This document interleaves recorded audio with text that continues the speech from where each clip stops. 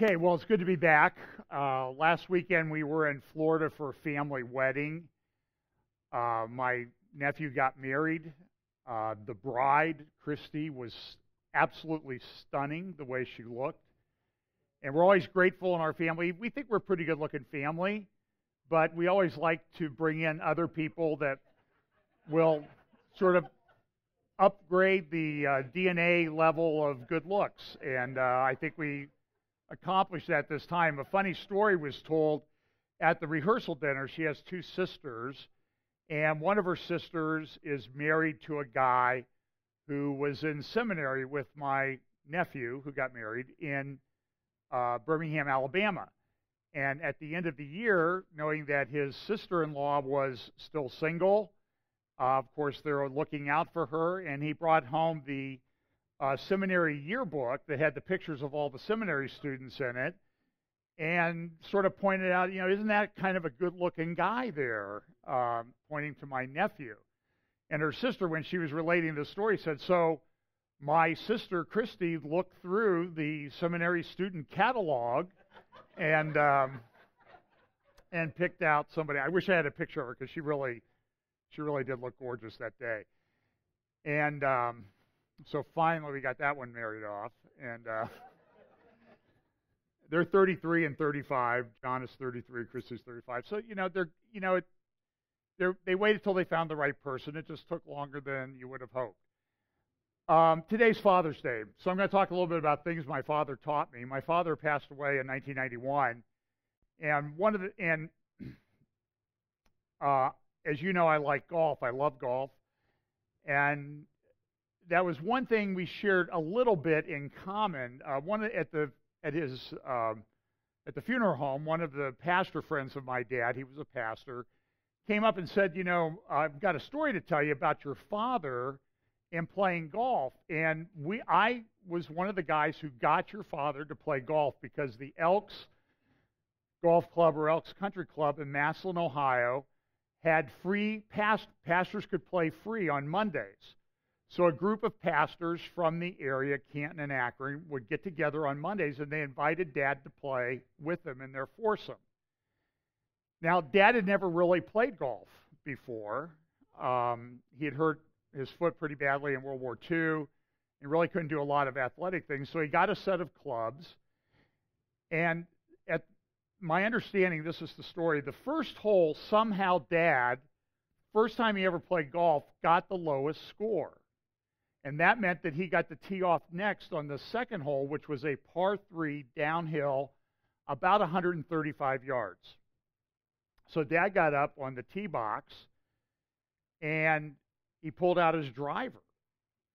Now, one of the guys in the group, Pastor John Dilling, used to be pastor at Canton Grace Brethren Church, he was a real stickler for the rules. For example, in my group, I don't care what score you got on the hole, we play ready golf, and so I'm teeing off first because I'm usually there and teed off before the guys in the cart behind get to the tee box because you got to keep moving, when you play golf. So anyway, so Dad pulls out his driver, and Dilling goes crazy. He goes, Wes, you can't hit a driver on this hole. It's 135 yards.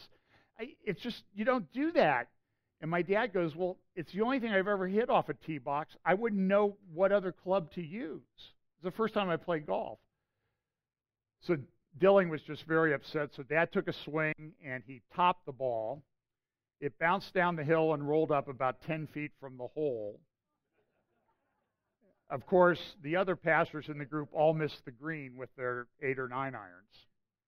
And my dad, being a bit of a jokester, really not a bit of a jokester, quite a large jokester, turned to Dilling, and he took his driver and he said, John, I'm hitting this driver so well, I think I'm going to putt with it too.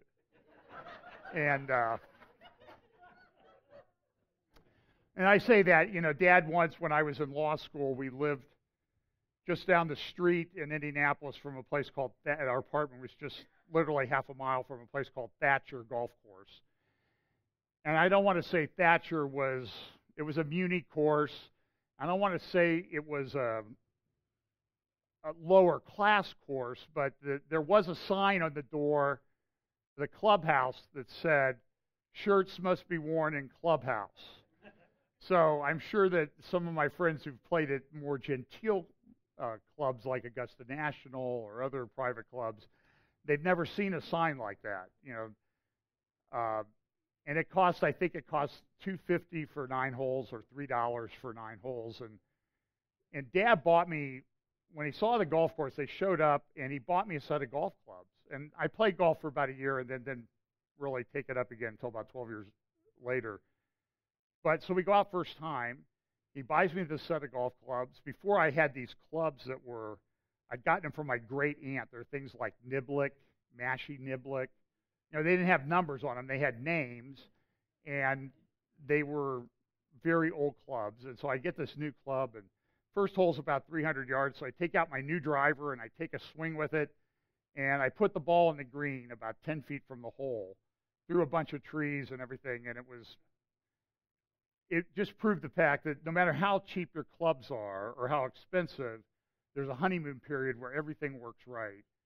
And of course, I 3-putted from 10 feet for a par.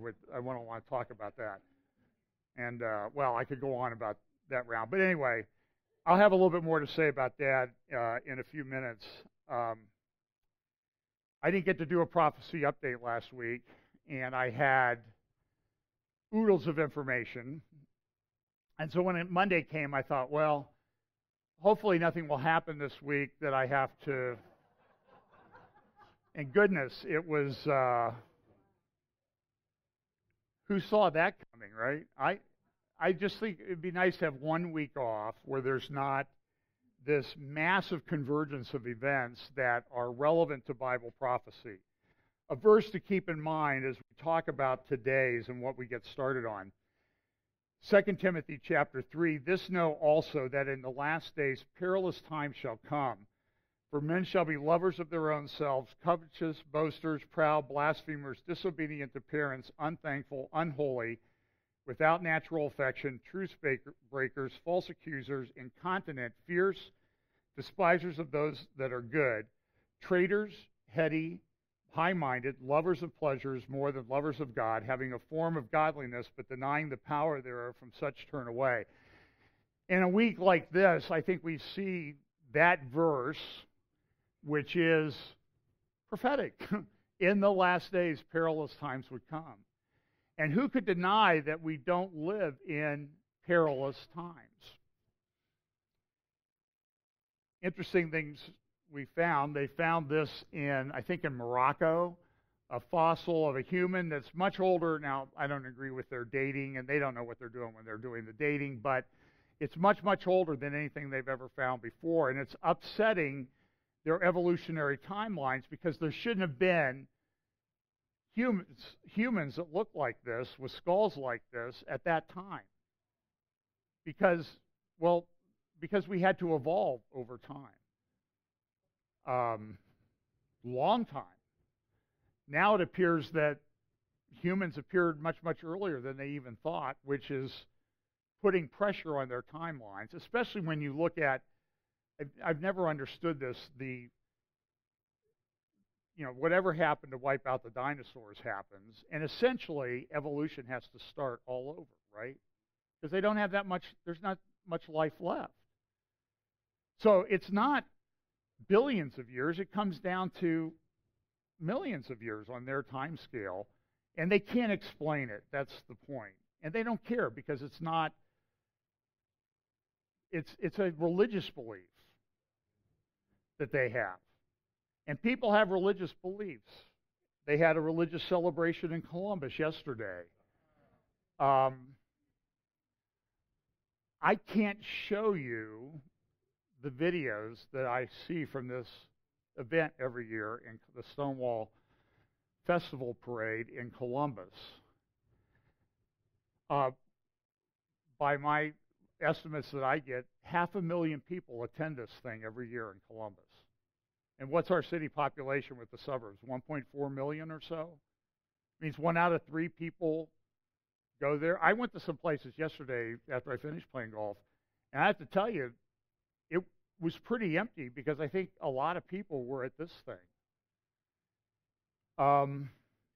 and I'm not sure everybody's celebrating it. You know, it talks about more than two, this is what it said in the dispatch, more than 200 churches, civic groups, businesses, and other organizations participated in Pride. Huntington Bake Shares, Nationwide, and Wendy's were among the area-based corporations involved. Everybody was involved. Somebody posted something on their Facebook page about Dulles, and that's what the Dulles Facebook page was, their logo was yesterday. And this is everywhere, and folks, I don't want to depress you or distress you, but I don't think it changes. Absent this massive revival that I don't really see predicted in end times prophecy anywhere, absent that, this is not going to change. It's going to get worse, and it's going to be harder for Christians to maintain positions in corporations because of this. I've been talking about this for years, that more and more pressure is coming. In England, Tim Farron was the leader of the Liberal Democratic Party. It's sort of a left-leaning party, liberal, not like the crazy, whacked-out leftists in Labor. They're still kind of crazy, but they're not whacked out like the Labor Party is. And he resigned. Why? Because it finally became irreconcilable for him to be a part of a party that was so contrary to his Christian beliefs. And he's been under tremendous pressure for years to get out of the party. This is what it said in The Spectator. To be a political leader, this is what he said, especially of a progressive liberal party in 2017, and to live as a committed Christian, to hold faithfully to the Bible's teaching, has felt impossible for me.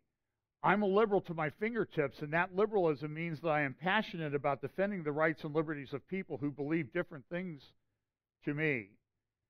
Even so, I seem to be the subject of suspicion because of what I believe and who my faith is in which case we are kidding ourselves if we think we live in a tolerant liberal society. And that's coming from a man who identifies himself as a liberal. This is happening everywhere. The things I could tell you about, I hope you appreciate. I didn't sleep much last night or the night before. And I literally could have stayed up 72 hours straight and not got through everything, every example that I could give you on this issue alone,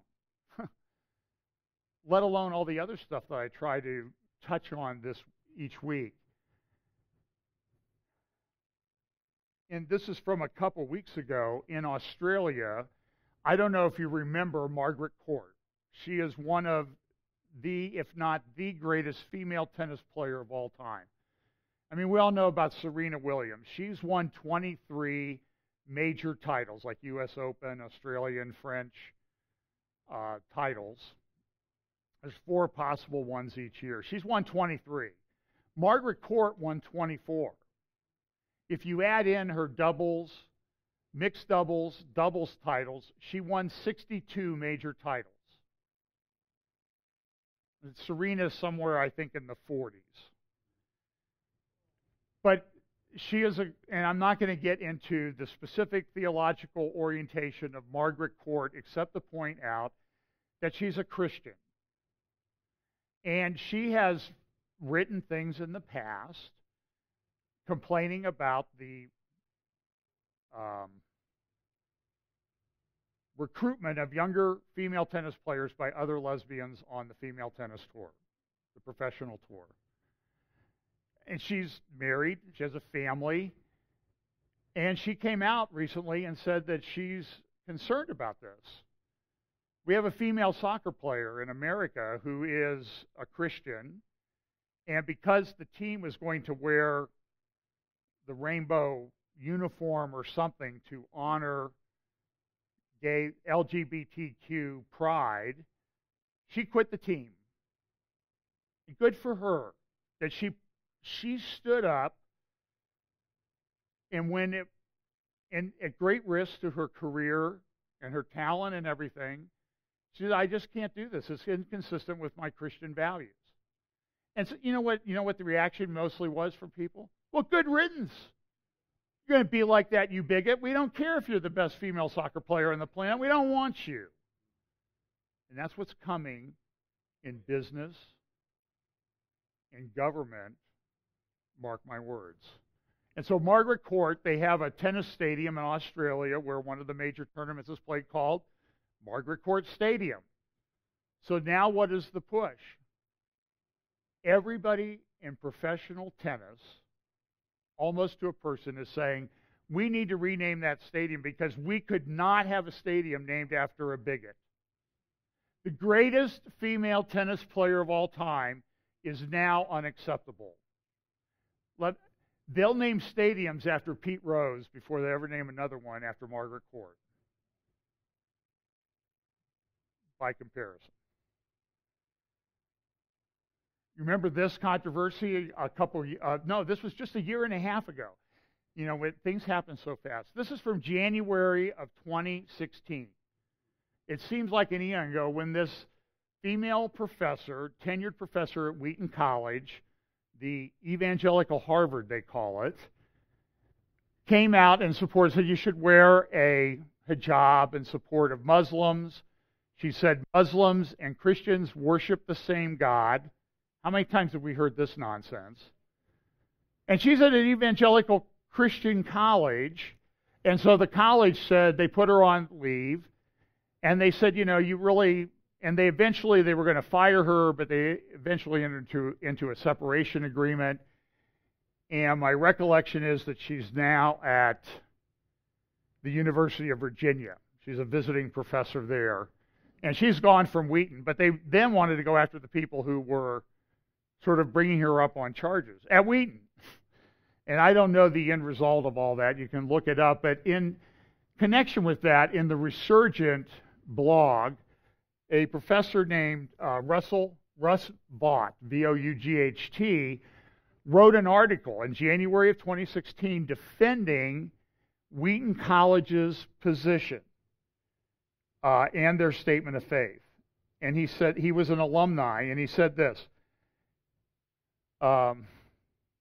Wheaton had said, Islam, and this is the statement they issued when they got rid of her or put her on suspension, while Islam and Christianity are both monotheistic, we believe there are fundamental differences between the two faiths, including what they teach about God's revelation to humanity, the nature of God, and the path to salvation, and the life of prayer.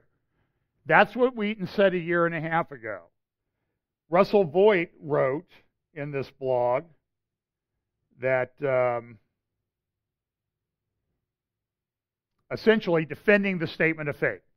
The Atlantic Monthly came out with an article this week talking about Bernie Sanders, who was questioning Russell Voigt because he's been nominated for a position in the Office of Management and Budget in the Trump administration. So he had his confirmation hearing this week.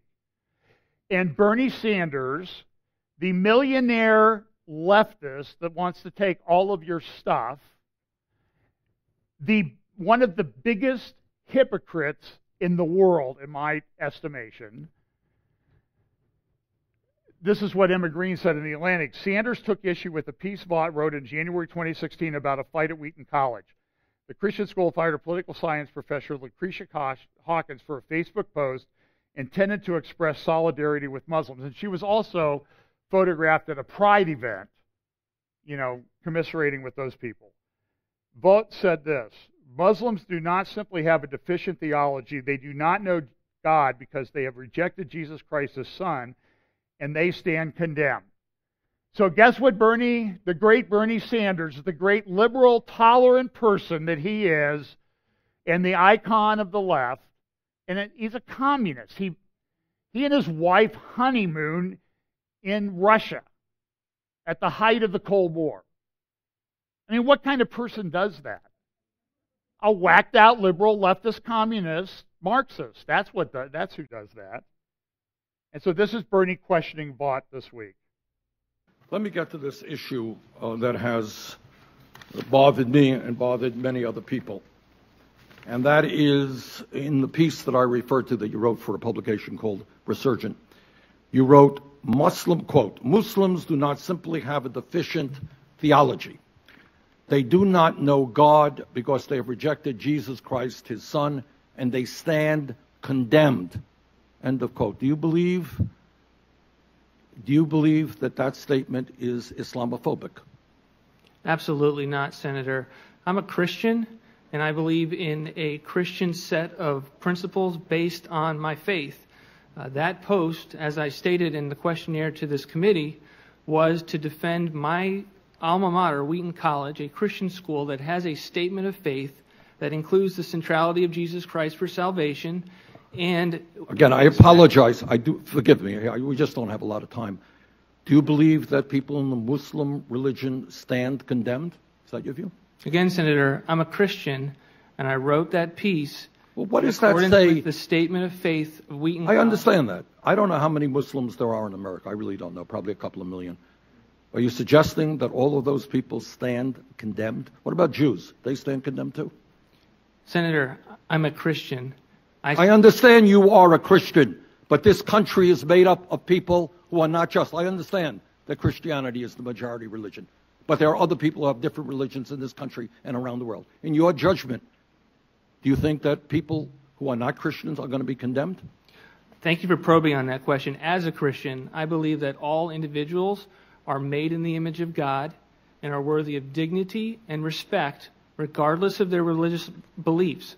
I believe that as a Christian, that's how I should treat all individuals. And do you think your statement that you put into that publication, they do not know God because they've rejected Jesus Christ the Son and they stand condemned, do you think that's respectful of other religions? Senator, I wrote a post based on being a Christian and attending a Christian school that has a statement of faith that speaks clearly with regard to the centrality of Jesus Christ in salvation. I would simply say, Mr. Chairman, that this nominee is really not someone who is what this country is supposed to be about. I will vote no. No, Bernie Sanders, you're who this country is not should be about, and you should have the guts to resign because you are an intolerant boob. He's putting a religious to my colleagues on the Senate committee. I hope that we are not questioning the faith of others and how they interpret their faith to themselves.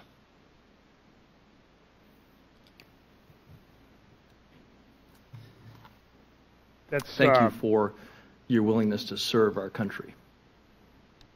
That's Senator, I think his name's Cory Gardner from Colorado, Republican.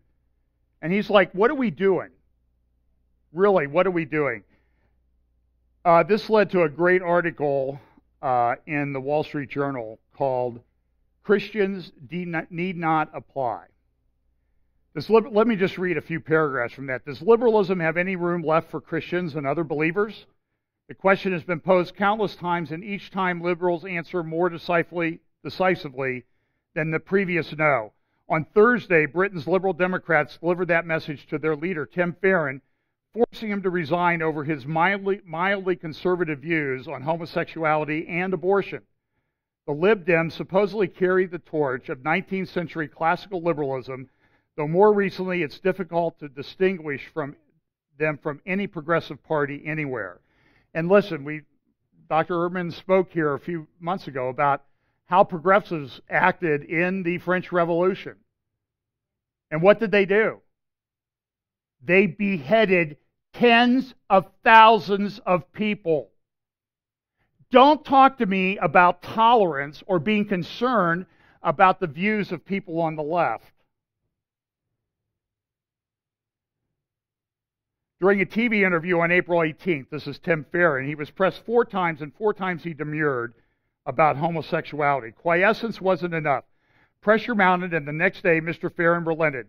No, he clarified in his remarks at the House of Commons, homosexuality isn't a sin. That still wasn't enough. The latter-day Glutkins and Ivanors needed to be sure that Mr. Farron believed this in his heart of hearts, not merely as a matter of public confession. If he didn't think homosexuality is sin, asked a BBC interviewer a few days later, why had it taken him so long to say so? Mr. Farron was reduced to spouting gibberish. Then the Guardian newspaper unearthed a 2007 interview in which he suggested that abortion is wrong, but also cautioned Christian activists that an immediate outright ban would be impracticable. Confronted with his own words on the campaign trail, Mr. Farron pleaded that he'd never advocated abortion restrictions. It wasn't enough. See, the concept they're having trouble grasping is conscience. Mr. Farron's politics recall the liberalism of Gladstone, Chesterton, and Isaiah Berlin, which treated conscience as king. Today's liberalism has triumphed so spectacularly over the claims of faith and tradition that it has nothing left to conquer but the individual conscience. That is why modern liberals are so unmagnanimous in victory. It isn't enough to emancipate transgender people. You, rabbi, must adhere to strict pronoun guidelines and feel in your soul that Chelsea Manning was always a she. It isn't enough to legalize abortion. You, Tim Farron, must like it. Liberals welcome believers insofar as religion can be deployed in service of liberal causes, to be sure. But any expression of theological or moral judgment is met with hostility. And then he goes on to talk about, and I think rightly labels it, a tirade by Bernie Sanders against a good Christian man merely because he holds to Christian principles. We are so far gone in this country, folks. And this is what 2 Timothy chapter 3 was talking about, that in the last days, perilous times will come. And we need to deal with it. It's going to cost people their jobs. And so how does the church going to react when people in congregations lose their jobs? Is the church going to stand up and help those people? Are Christian businesses? If you just went out as a Christian business and said you're only going to hire Christians, what would happen? You get sued for discrimination. It says this, if you disagree with someone's theology, in other words, it must mean you hate him. And this happens in the church. This is what the emergent church has talked about. If you disagree with me, you hate me. I'm a lawyer. I guess my whole life is based on hate because my whole life is an argument with somebody I disagree with. Yet at best, this Wall Street Journal says, at best the West has stood for the opposite principle, that people can build and share a democratic public square across and even through such differences. That principle is decaying across much of the West, and authoritarian adversaries like Vladimir Putin are no doubt trying to accelerate its demise. But it wasn't Mr. Putin who made Western politics so inhospitable to large segments of society and to conscience. And look, we can talk about the Trump investigation. This, how can I say this without somebody saying, oh, you worship Donald Trump? Okay, disclaimer, I don't worship Donald Trump, okay? He happens to be the President of the United States. And there are things about him, I've said this, I don't know why I have to be an apologist and detail everything that I dislike about the man before I say I support him. So I'm just going to say, I support some of the things that he's doing. I have concerns about others, okay? I'm a human being. But for crying out loud, folks, this Russian investigation thing is the most ludicrous thing I've ever seen in my life. Do you not think that if they had one shred of evidence, that stuff wouldn't be leaked to newspapers all over the place? And so now, the guy who he was told to fire Comey, now they're investigating him for obstruction of justice for firing Comey, which he has every right to do. Even liberal Democrat Alan Dershowitz says there's no crime here, folks. And so what did Mueller do? Did Mueller just say, there's nothing here? Comey has said he's not under investigation. And he just said, go easy on Flynn. So what did Mueller do, the special counsel? He hired 13 lawyers. 13 lawyers. Do you think they're going to stop until they find something? Not stop until they find something? I agree with the president. I see this and I'm like, it's nuts. Then we had this. The shooting of a congressman, attack on Republican congressman. There's no question what he did. The guy was found with a note in his pocket with the names of the Freedom Caucus Republicans. He asked, are these Republicans? And when they said yes, what did he do? Came back and he shot them. Pray for Congressman Scalise, who is, I understand, been upgraded from critical condition now. He's doing a little bit better, but he still has a long road to recovery. He had very severe, he was at risk of imminent death, is what the doctor said at the hospital. And the reaction to this is David Froome. This is what he said. Virginia, no background checks, no licensing, no registration, no permit required for concealed carry of long guns, open carry long guns, and handguns. Now listen, this statement is idiotic. Okay? This is what he tweeted. First of all, how do you, unless you're, I see we have one really tall person here today, because I did one of those, and I'm fairly tall myself. Unless you're like 7 feet tall, how do you conceal carry a long rifle? I mean, really, I don't understand it. This man is so deluded by his leftism that he has lost the ability to reason. Somebody tweeted in response, there are background checks in Virginia and you don't conceal carry long guns. Why do you never do any research? Good for Charles Cook. The interesting thing, though, was how so they went to the ball game and they had a group prayer out by second base, which Stephen Scalise was supposed to play in the game. Look at how CNN reported it. Members of the Democratic team gather on the field for prayer before the congressional baseball game. Fox, same picture, essentially, said, watch, both congressional baseball teams observe moment of silence at second base.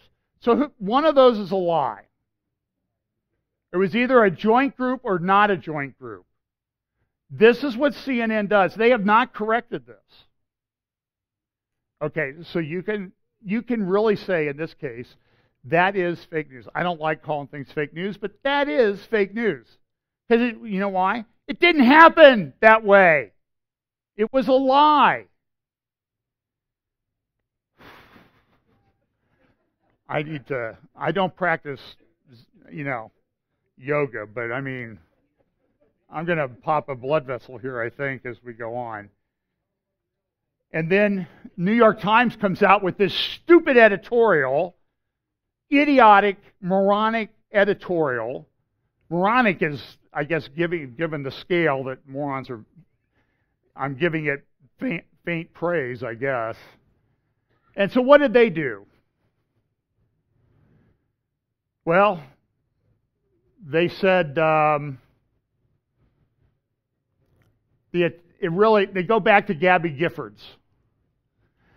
And see here in this top paragraph on the right, though there's no sign of incitement as direct as in the Giffords attack, liberals should, of course, hold themselves to the same standard of decency that they might have of the right. That is a bald-faced lie. That was proven a bald-faced lie. It came from a guy named Paul Krugman. I guess the standard for Nobel Prize, and they gave him. But what he said was, well, Sarah Palin, you remember how the argument went? Sarah Palin had a map of congressional districts that they wanted to target. And it had crosshairs on that. So they said Sarah Palin had incited the guy to do that. And it was false. And here we are 8 years later, and the New York Times is still propagating a bold-faced lie. Now, they retracted it the next day. But do you think they've repented of this nonsense?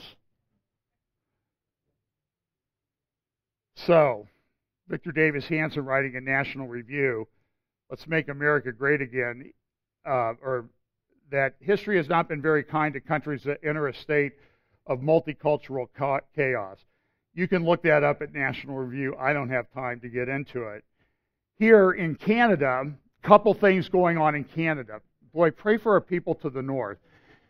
First of all, there's a school district in Alberta, and that school district, the school board in that district, I can't remember the name of it, it's something River, I think, Medicine River or something, has asked a Christian school in that district, they may use district classrooms or buildings, that you need to stop reading certain Bible verses to students.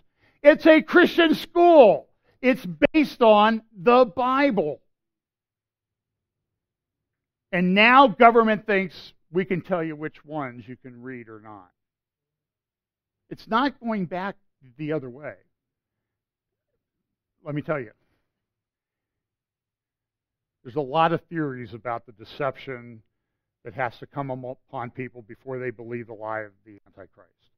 And I have friends who, they talk a lot about UFOs and fake extraterrestrials and demonic beings and all this stuff. And it may play out that way. I'm not denigrating them for that reason alone. But I'm just saying is at this point, I don't think the Antichrist, when he comes on the scene, is going to have to break a sweat to get people to believe the lie. He's not going to need to make up holographic UFOs. Because why? Because people are going to believe him. They've gone so far down that trail that, it's sort of like, you got to push somebody over the edge. Boop, they're gone. And I think that's what it's going to be like. And so here's Canada. At least the Senate there has passed a radical law forcing gender theory acceptance. Listen to this. The bill adds gender expression and gender identity to Canada's Human Rights Code into the Criminal Code's hate crime section. With the Senate clearing the bill with no amendments, it requires only royal assent and the House of Commons to become law. I'm not sure what royal assent means. I assume it means a vote, yes vote, aye. We vote aye by a voice vote. I don't know. I'm not Canadian, so I'm just going to guess. Critics warn that under Bill C-16, Canadians who deny gender theory could be charged with hate crimes, fined, jailed, and compelled to undergo anti-bias training. I would say, from what I've seen, I wouldn't worry about that being a possibility. It's going to happen. Wake up. Foremost among the critics is University of Toronto psychology professor Dr. Jordan Peterson. By the way, look up his stuff on YouTube. I don't know if the guy's a Christian or not, but he's taken a stand for truth. And he's saying this is what's going to happen. Who, along with lawyer D.J. Brown, told the Senate committee that Bill C-16 is an unprecedented threat to freedom of expression and codifies a spurious ideology of gender identity and law. Justin Trudeau, the boy king of Canada. Great news. Bill C-16 has passed the Senate, making it illegal to discriminate based on gender, identity, or expression. And look what he puts there. Pound, hashtag, love is love. Jordan Peterson said, Senate passes Bill C-16 without amendment. 67 for, 11 against. Compelled speech has come to Canada. We will seriously regret this.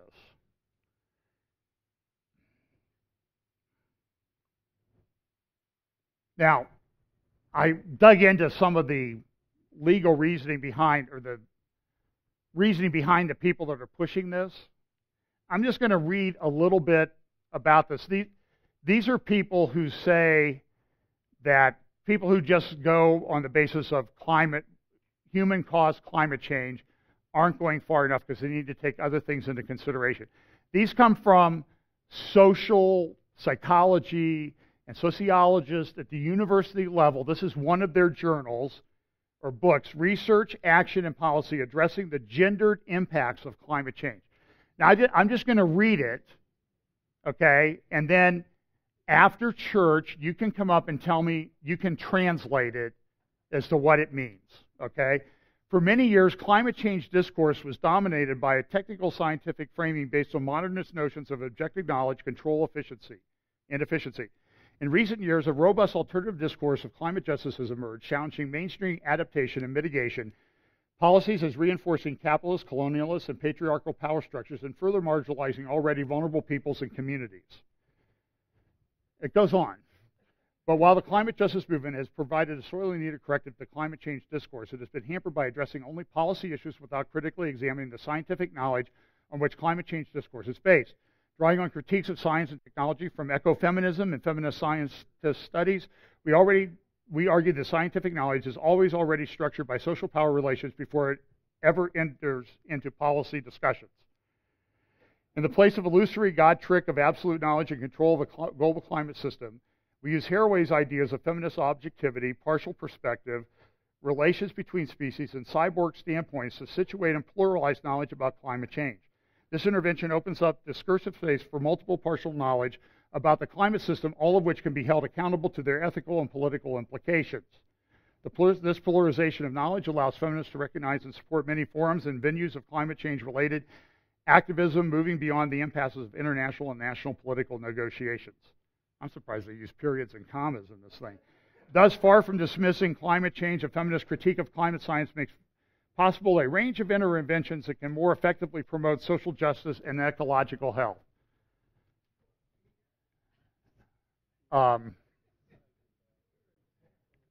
You know that stuff they clean out of the barns that the horses leave behind? This is a level below that. But do you understand the dire situation that we're in? I heard somebody say we're doomed. For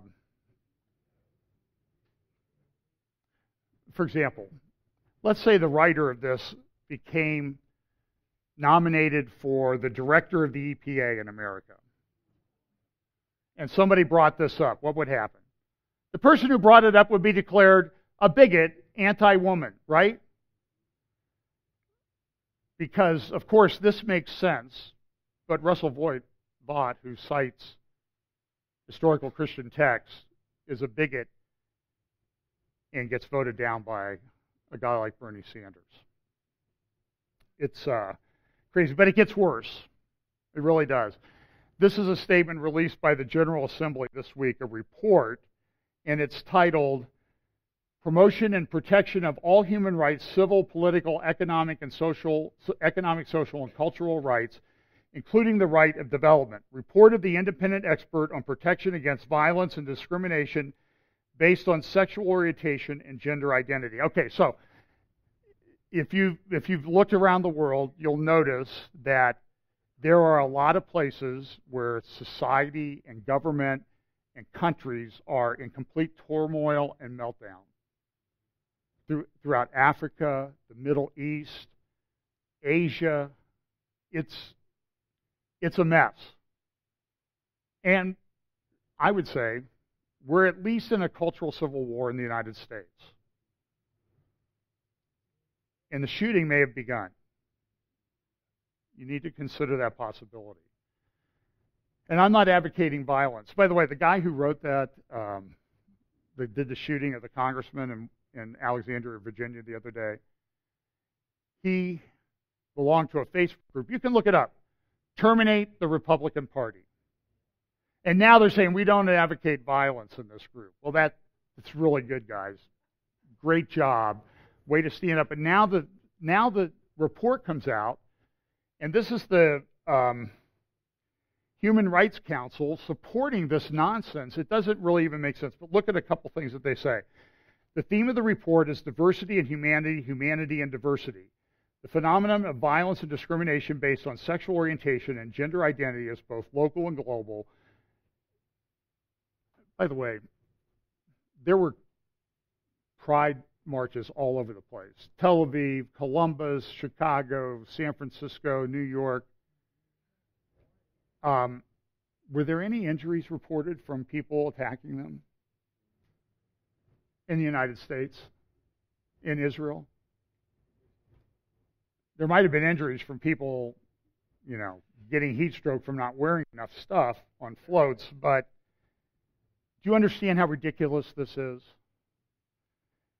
In recognizing everyone has some form of sexual orientation and gender identity, there is the regrettable reality that some groups and persons are affected by violence and discrimination precisely because they are viewed as having a sexual orientation and gender identity that is different from a particular societal norm. This is what the people that want global governance, this is what is acceptable to them. They are completely changing the structure of society. Even Camille Paglia, who is a lesbian, feminist, has come out and said, there's male and female, folks. That's it. And so now we're denying the obvious. We're denying DNA. We're denying science. They're denying science. And the eco-feminists, they're denying climate change science, but nobody gives them grief. But here's the rub. Paragraph 25, action against violence and discrimination has been espoused more recently in the 17 globally agreed Sustainable Development Goals to which all countries are committed with a framework of 2015 to 2030 for operationalization. Goal 16, which covers inclusive societies and access to justice, aims to bring about substantial reductions of violence and to promote anti-discrimination measures on the basis of leaving no one behind. An all-inclusive approach invites effective coverage of all persons, whatever their sexual orientation or gender identity. And there you see it again, the Sustainable Development Goals. Remember, they're pushing the smart cities stuff. Patrick Wood's going to be here at our conference the end of August. He's going to talk about technocracy and how it's playing out. I'm going to be doing a presentation on it at that conference. And as long as if people stop doing just 1 week, stop doing this so I can get something else done. Okay. So somebody on the when I said I wasn't going to do a thing last week, somebody posted like, "Yeah," in response to, "Have you ever heard John Haller?" And the person says, "Yeah, I listen to him every week, but he scares me to death." And I'm like, I'm not even bringing in a lot of the stuff because I don't think you're ready for it. So, look, what did Paul told us? Perilous times will come. Perilous times are here. Days of Noah, days of Lot. We're at that time. And there is an urgency to what we need to do as Christians to get through this. And now we have the month of Ramadan. So far, 950 dead, more than 1,000 wounded, and we're only maybe halfway through. This appeared on a number of websites, Sears, Walmart, other places. Social justice, buy these T-shirts to support your solidarity with Free Palestine. Now, some of them have removed them in response to complaints, but they made it there. So who's thinking this? And then this. This murder, cold-blooded murder of this lovely 23-year-old border policeman outside the Damascus Gate in Jerusalem. Now, I stood in the place where she was stabbed just a couple weeks ago. Some other people at church, Carol and Joe and Jody and Joan, you were there just the other day at the Damascus Gate. It's a major entry and exit point to the old city of Jerusalem. And I remember walking past these young soldiers who were checking me out because I had a backpack. And they wanted to see. And they were looking at eyes and they were asking questions and stuff like this. And now one of them is dead. I mean, it happened right around 7 p.m. as everything was shutting down in Jerusalem. Now, this is in the part of East Jerusalem which would be called the Muslim area, although there's a lot of Jews that live there. There's some big Orthodox neighborhoods there. And you see the knife, the plastic knife that was used to stab her to death. At least I think that's the knife. They had guns, and more would have been killed, but the gun jammed. They shut things down. What happened was, and this happens every year, and I think this will not happen in the future, in order to come into the city of Jerusalem from areas of what they call the West Bank, Judea and Samaria, you need to have an entry permit.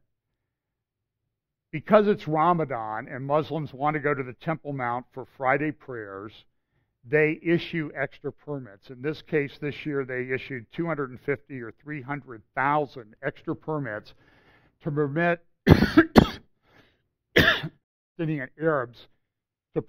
Palestinian Arabs to come into the city for Ramadan. 3 individuals came in. Now, ISIS has taken credit for this, but a lot of people don't believe that ISIS took credit for it. Hamas has also kind of taken credit for it, but not taken credit for it. There were some Hebrew videos put up by ISIS, speaking in fluent Hebrew, a message to the Jews, the first enemy of the Muslims, another one that said, "We're coming to slaughter the Jews, grandchildren of monkeys and pigs." And this lovely young gal is dead. She's murdered. And this is a picture of her taken at the Damascus Gate not too long ago, where she works. She could have gone into the Navy, but she wanted to be in the Border Patrol, even though it carries a much greater risk. Because we saw checkpoints all over Israel when we were there, because we were going in and out of Palestinian areas. And I know the people that were just there saw them. And soldiers like this get stabbed and killed at these checkpoints. That's why when you see them, they do have their finger pretty close to the trigger when somebody approaches them. Why? Because of experience tells them that they need to be careful. But this is what the BBC put up on their headline. Look at what the headline is in the BBC Twitter account. There were 3 guys who did this attack, and they were shot and killed. They were terrorists, right? What did the BBC put up in their headline? 3 Palestinians killed after deadly stabbing in Jerusalem. Now, Netanyahu complained, and they eventually changed it to an Israeli policewoman stabbed to death in Jerusalem. But you know what? Prime Minister Netanyahu should not have to do that. Thinking people, in other words, thinking people mean if you put a mirror up to your mouth, you could actually make it fog. I mean, you're breathing. People that can do that should be able to know how to put a headline up about what actually happened. But they can't, because they're deluded. They've lost the ability to reason. They've been given over. Here's a picture on the local Palestinian village website. They sent a contingent of soldiers out, and my understanding is this says, "Glory and immortality to our righteous martyrs." And when you go through that area that they wrongly call the West Bank, you will see monuments to these terrorist murderers, subhuman people that do this, and they're glorified throughout. I'll tell you what. We can start the clock now. Let's wait. What's the over-under whether Mahmoud Abbas, who governs the area from which these guys came from, how long will it be till he condemns this? How long will it be till Jeremy Corbyn condemns this? Any number of people. How about Barack Obama? I mean, he's got all kinds of spare time now, right? He's going to come out and condemn it, right? Start the clock. Get one that's plugged in, because batteries will run out long before you get this. And so this morning, here is this scene that takes place down near Ashdod as this young lady is buried. Down here, this is a selfie that she took and sent to her friends about 10 minutes before she was stabbed to death.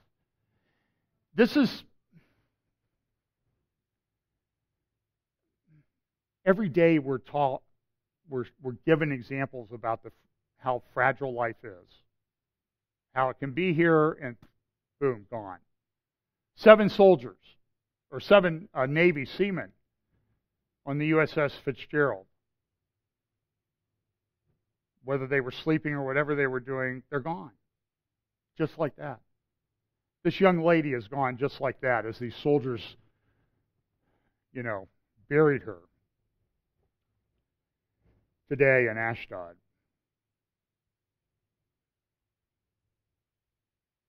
And they gave her a 21-gun salute. So, this is the nature of the conflict. When we were in Israel, I'm going to have to do a separate teaching on this, but Hebron is the epicenter of the conflict between the descendants of Jacob and the descendants of Esau and Ishmael. And you see it at the cave of Machpelah, which Herod built this massive structure over the cave where Abraham, Sarah, Isaac, Rebekah, Jacob, and Leah are buried. There is no doubt that this is where they were buried. There was a tradition there. There was recognition of this fact for centuries, for millennia, for 2,000 years before Herod came on the scene and put up that building 2,000 years ago. Over 2,000 years ago. And the building is incredible. It's been through earthquakes, and it looks like it could have been put up yesterday.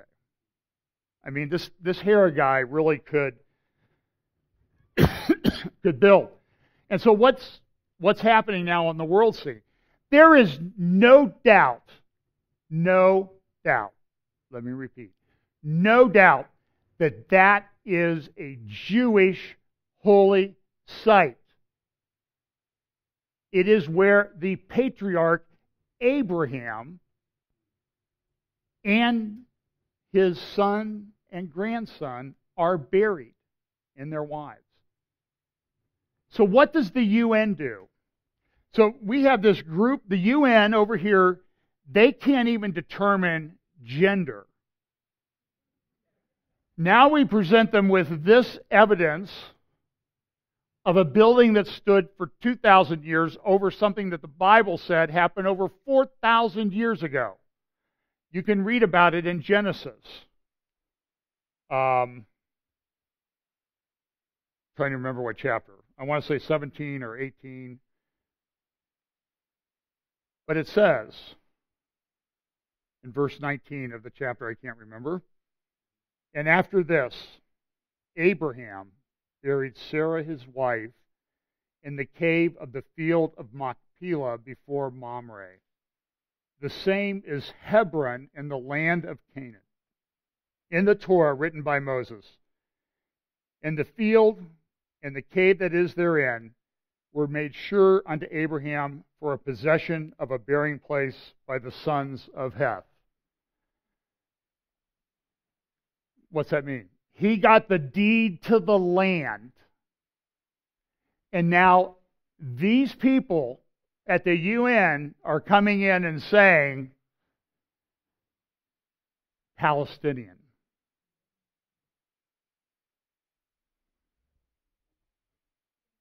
When you go over to Mamre, there's no sound on this. This is one of the 4 sites where Constantine built. It's right in Hebron. It's a mile or so, maybe 2 miles away from the cave of Machpelah. This is called Mamre. This is, in my estimation, and Joel Kramer who led us, 100% guaranteed to be the place where Yahweh appeared to Abraham by the great oaks of Mamre. And you see that in Genesis 13, and then a year later in Genesis chapter 18, Yahweh returns to Abraham and appears to him there and gives him and Sarah the promise that you will have a son, and the blessing of the Messiah will come through your lineage, and all nations of the world will be blessed because of that. That happened right here. There are places throughout the, if you see this white area of exposed bedrock here, and you go a little bit to the left, there's a kind of a circular area. I believe that's one of them. Joel said, what's that? And I said, well, it's round. It's Israel. They need water because there's no water around here. I'm dying of thirst already. It's a cistern. He says, no, that's where trees grew through the bedrock. Yahweh met Abraham by the great oaks of Mamre.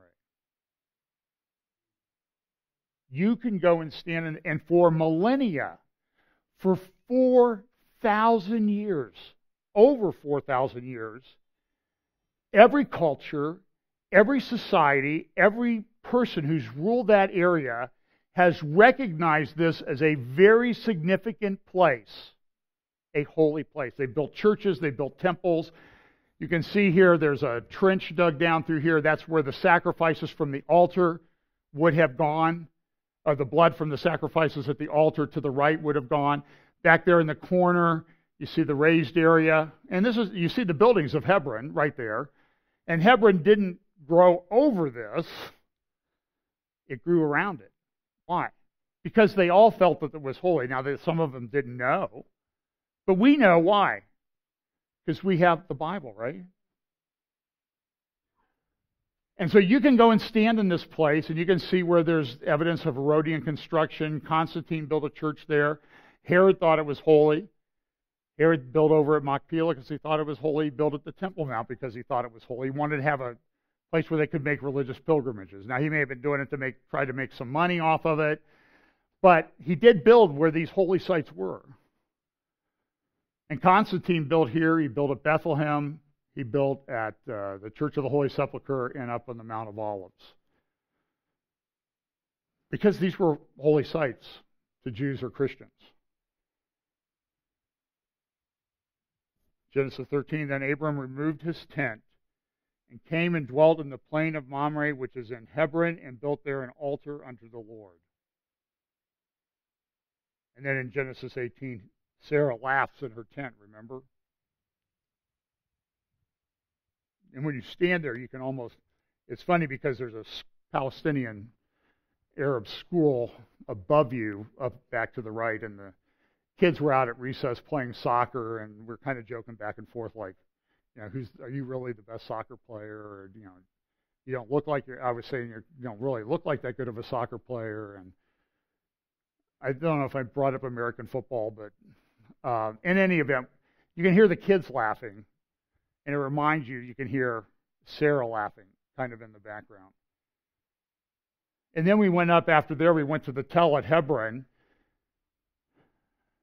And you come across here and you will see the cave of Machpelah come into view right there. The building that Herod built. Now going across the middle, going and stopping there left center of the slide. And Joel, when he takes you there, he reads one verse. Matthew 1:1. Why? Because not only is the cave where Abraham is buried, and Isaac, and Jacob, but Jacob had 12 sons, right? One of whom was named Judah. And when they came back into the land, Judah got a tribal possession that included Hebron. So when you stand there, you're standing right in the middle of Hebron, the area of the tribe of Judah. And so there's the cave. Off to the left is Mamre, a mile or so away. No man's land down there. This is no man's land that you're standing in. There's soldiers patrolling all over the place. Most people don't go there. There's obvious reasons why. But Matthew chapter 1 tells you why Hebron is important. Matthew 1:1, the book of the generation of Jesus Christ, son of David, son of Abraham. And this is where David ruled at the beginning of his kingship for 7 years. He reigned in Hebron. And it's the highest of the biblical cities. And the water flowed downhill from this water source to there. So it says this, the World Heritage Committee is set to debate inscribing the old city of Hebron, including the tomb of the patriarchs, to the state of Palestine when it meets from July 2 to 12 in Krakow, Poland. So people who have cracked up mentally are going to Krakow to vote on this. This is a new front in the war over the holy places that the Palestinians are trying to ignite as part of their propaganda campaign against Israel and the history of the Jewish people. Israel's ambassador to UNESCO, Carmel Shama HaKohen, told the Jerusalem Post on Thursday. Now, I want to do this. I have way too much stuff, but we got to get out of here. I know it's U.S. Open weekend, so I had to put the golf thing in, right? But why did I choose this? This is the scene on June 18th, 1967. Now, for those of you who may not have gone to Purdue and are math challenged, June 18th, 1967 is exactly 50 years ago today. And there at Baltusrol, Jack Nicklaus, won his second U.S. Open, beating the second place finisher, Arnold Palmer. Two of the greatest golfers of all time. 50 years ago today, Father's Day. And so 50 years later, Father's Day, there'll be another U.S. Open champion crowned today. And I'm going to be watching this. That thing is a mess with, they're like, 85 people, 85 of the 70 golfers left have a chance to win or something like that. It's incredible. On a course designed by a guy from Columbus in great part. But what else happened? Well, 50 years ago was the Six-Day War. That war happened from June 5th through June 11th, 1967. And do you see the parallel? The days of the week are the same this year as they were in 1967, 50 years ago. Isn't that weird? And here were these men, this famous picture, as Israel took back the Temple Mount, the Western Wall, for the first time in decades, they could go and pray at the Western Wall. Somebody last year took this picture.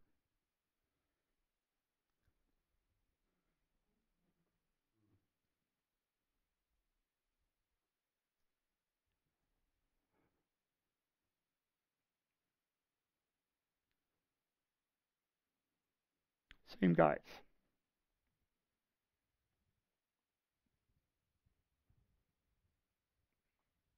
Don't be dismissive of the anniversaries. So 50 years ago, today, Dad preached 2 sermons, my father. Guess what he talked about? Prophecy in Israel. I was looking through the box. I have all the boxes. And I came across, these are his sermon notes from 50 years ago today. And I heard this stuff all the time, okay? I was blessed. Morning sermon, Middle Branch, Ohio. My dad was...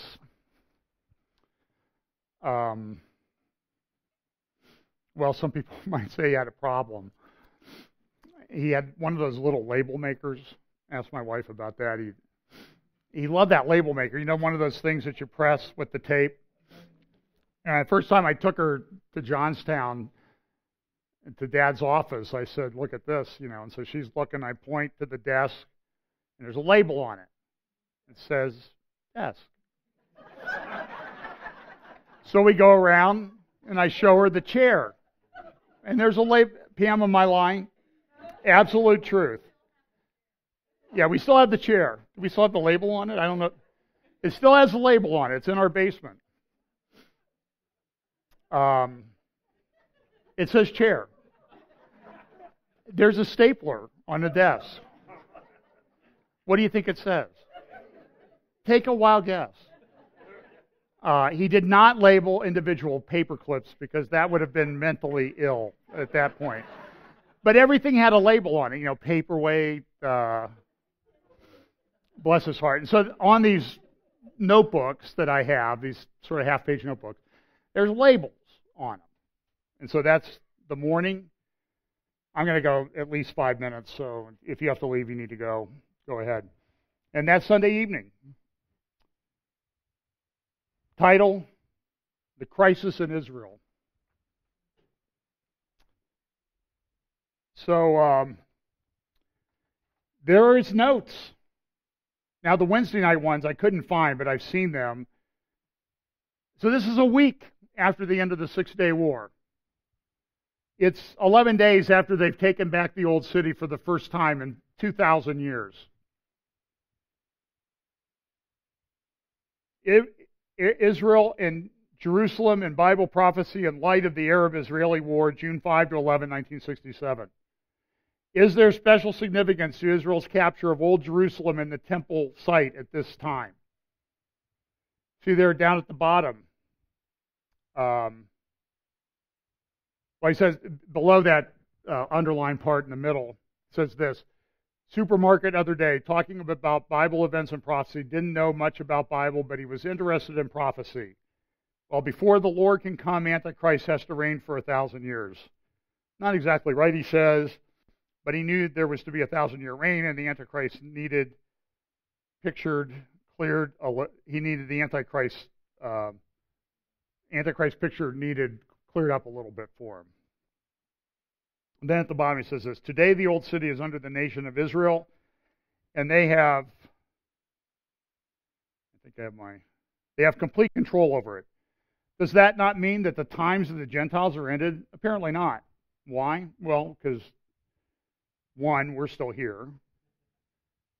Israel today is still in major subservience to the United Nations. They are arguing with the United Nations about this. Yield to mandate the ceasefire. United Nations still going to have a lot to say about the city of Jerusalem.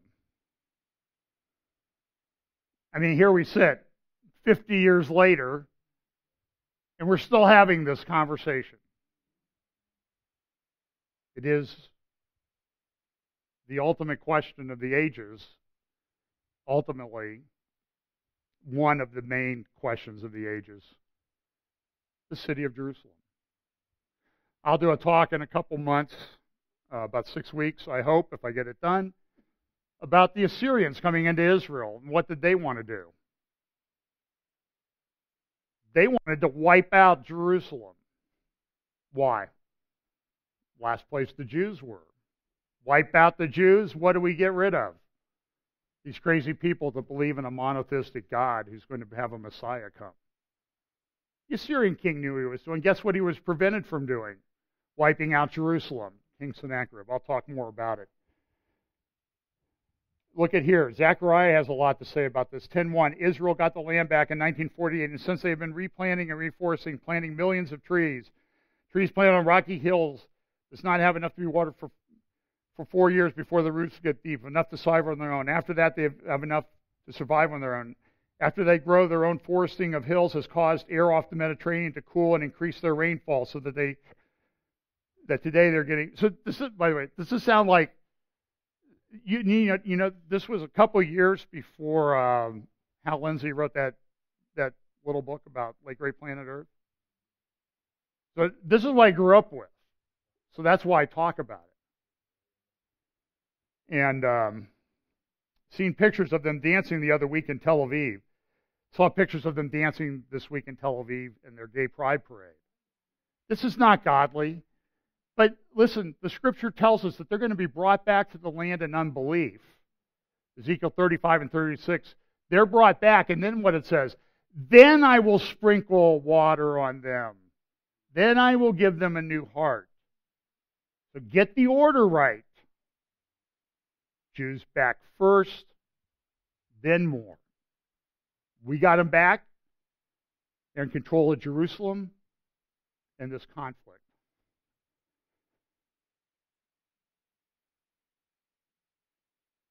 So he went on. I could read all this, but we would be here a long time. But it's interesting. You know, one of the things that Bible prophecy teachers talk about, that I talk about, and that people, Jan Markell in our program talks about it, Tom Hughes at 412 Church, Jack Hibbs, Jacob Prasch, we all talk about what? The neglect of prophecy. 50 years ago, Dad was talking about that. So all you Johnny-come-latelys. No, I'm just kidding. He would be shocked to see the events of the past week and that God hasn't directly intervened.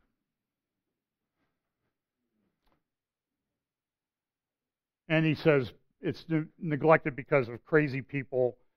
And he cites 2 Peter chapter 3, verse 16, as also in all his epistles, speaking in them of these things in which some things hard to be understood, which they that are unlearned and unstable wrest as they do also the other scriptures unto their own destruction.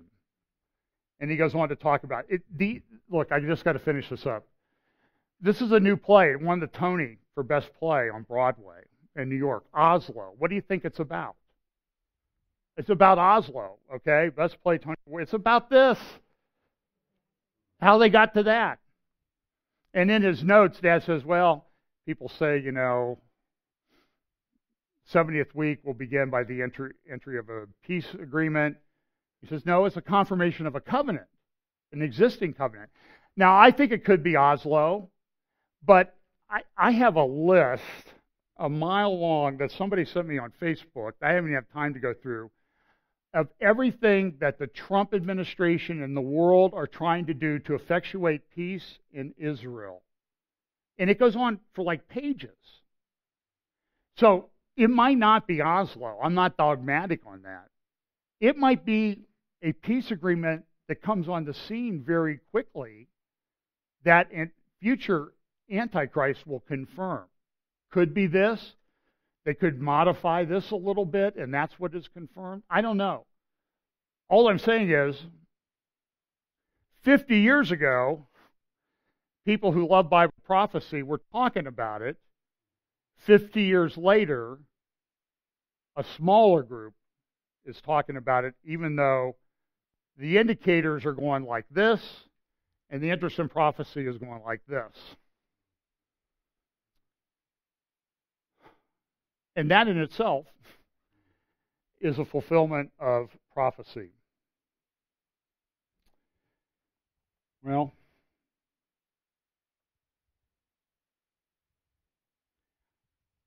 I don't think this is prophetic. But Great Britain is in disarray. And this certainly, to me,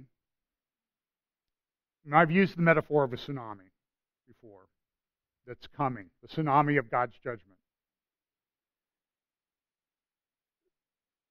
The world, in my estimation, is on fire. That progressed very quickly from its start. And over 70 people are dead, I'm told. And to me, that's a picture of the world today. The fire's spreading. And when fire's spreading like that, you just kind of, casually mosey down the staircase. What is that? Tim Conway used to do that, like he was going downstairs.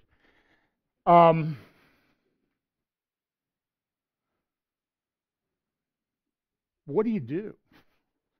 Well, one, you run for your life, and you don't sit around and talk about it.